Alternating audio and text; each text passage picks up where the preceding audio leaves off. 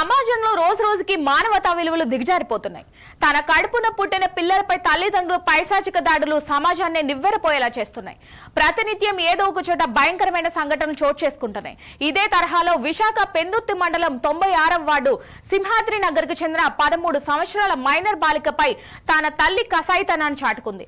కేవలం గిన్నెలు కడగలేదనే నెపంతో వాసికంగా దాడి చేయడం ఆ ప్రాంతంలో కలకలం రేపింది.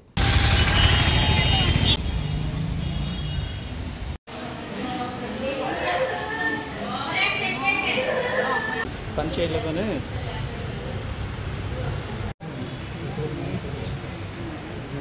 మదర్ ఫుల్గా కొట్టడం వల్ల గిన్నెలు తోమలేదని కొట్టడం వల్ల మన దగ్గర 10 ఆ రేంజ్లో అడ్మిట్ చేయడం జరిగింది. ఫుల్ ఏంటంటే మూతి పైన మొత్తం ఫుల్ ఇంజరీస్ ఉన్నాయి.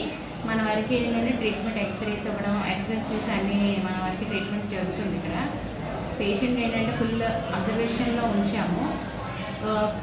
ఫిజికల్గా మెంటల్గా కూడా కౌన్సిలింగ్, మనం చిన్న పాప కదా కౌన్సిలింగ్ ఇవ్వాలి. ఫుల్గా అమ్మాయి భయపడిపోయింది అని మా అభిప్రాయం. మా చైల్డ్ వరకు మేమైతే ట్రీట్మెంట్ ప్రాపర్గా ఇస్తాము.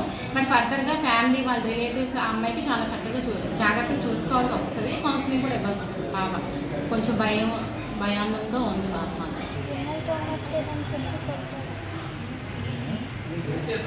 మళ్ళీ అలా హార్ష్గా ఉంటుందా? ఇప్పుడు అలా కొడతా ఉంటుందా? లేకపోతే బాగా చూస్తుంది?